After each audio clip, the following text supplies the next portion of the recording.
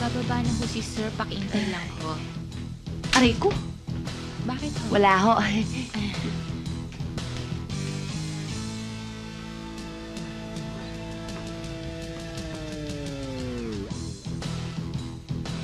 Pambihira naman, oh.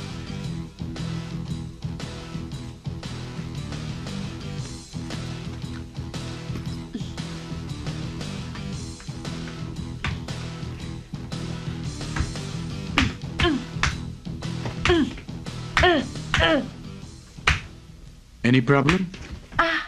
Wala ho. Namimitig lang ho yung paa ko. Nagturo ka pala sa elementary for 3 years. Anong subject? Halos lahat ho ng subjects ng grade 2 at 3, pati music at PE na rin ho. Kasi sa probinsya ho, all-around ang teacher eh. Alam mo, hindi basta-basta music teacher ang hinahanap ko para sa mga anak ko. Kailangan, nakakaintindi ng child psychology. Nasa transcript ko po yung units ko sa psychology. Yeah.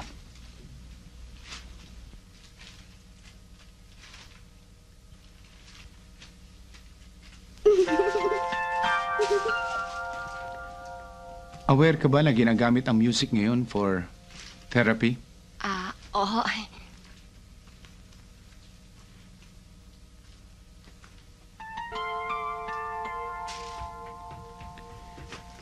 Sampalo ka pala nakatira. Oho. Layo na na. Sanay na rin ho ako. Okay. I have several more applicants for interview this afternoon. So, tatawagan ka na lang ng sekretarya ko for the result. Thank you ho. And goodbye. Blue ba yan? Oho. Sige ho.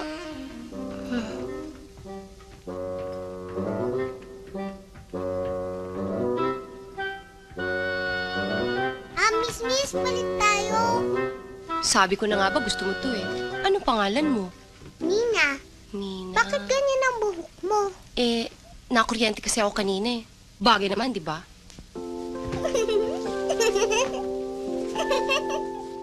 Number 2626858. What do you mean it's disconnected? Imposible.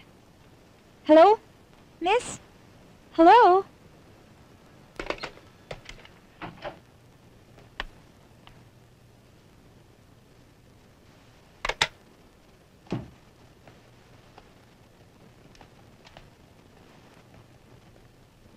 Enrique?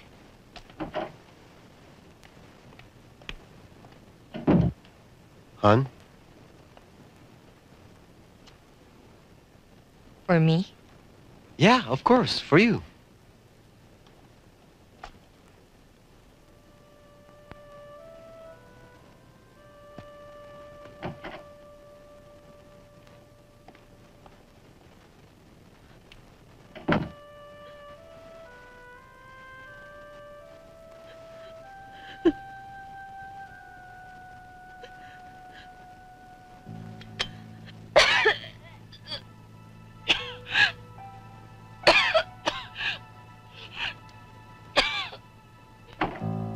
Tatapusin ko lang to.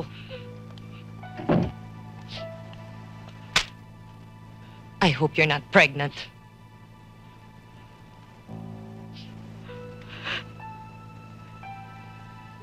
Ano bang ginawa ng asawa ko para mahulog ka sa kanya? Did he tell you that he loves you? O baka naman sinabi niyang iiwan niya ako para sa'yo? Don't worry, Alex. Hindi lang naman ikaw ang niloko niyan eh. Marami na kayo. At tuwing nahuhuli ko siya, isa lang ang drama niya. Pinadadalhan niya ako ng maraming mga bulaklak. Look, I know I married a... Call me sentimental, but I have my priorities. And the truth of the matter is, you don't fit in any of them. I'm gonna make it a lot easier for you. Palalabasin ko na nag-resign ka. Pumirma ka dyan. And then I suggest you get the hell out of my office. Ano pa hinihintay mo? Baka naman gusto mong ako pa ang lumayas dito.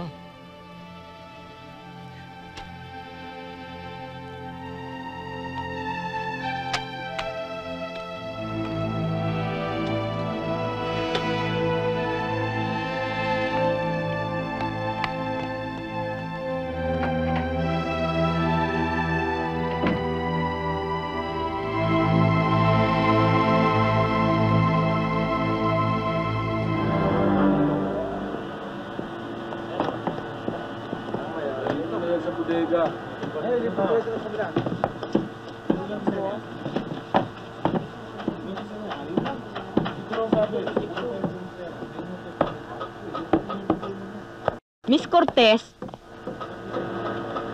Halika sa loob. wag na. Ayoko magtagal dito. Gusto ko lang sabihin sa'yo, natigilan mo na ang panggugulo sa pamilya ko. Sandali. Noong una, hindi ka na nahiyang pumunta sa eskwelahan ng anak ko. At ngayon pati na rin sa pamamahay ko. Ano ba talaga ang gusto mo para matahimik ka? Ang katotohanan, ang pagbayaran ng asawa mong ginawa niyang kasamaan. Ina ka rin. Ipagdasal mo na kailan may hindi ka malagay sa katayuan ko dahil napakasakit. Hindi mo alam kung gaano kasakit. Kung magsalita ka, kala mo ikaw lang ang may anak. Dahil sa skandalong ginawa mo, napapahiya sa eskwelahan ng anak ko. Naiintindihan ko siya. Nakakahiya talaga magkaroon ng isang amang pumapatay ng Nasaktan ka sa sinabi ko. Salita lang yon. Baliwala yun sa sakit na dinanas ko sa pagkawala ng anak ko. Wala akong pakialam. Kung ayaw mong maniwalang inosente ang asawa ko, dali mo sa korte. Pero wag ka na uling babalik sa pamamahay ko. Dahil nadadamay pati anak ko. Dali, isang payo lang bago ka umalis.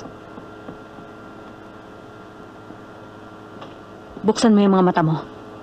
Pagmasdan mo mabuti ang asawang katabi mo sa pagtulog gabi-gabi. Baka hindi mo na siya kilala.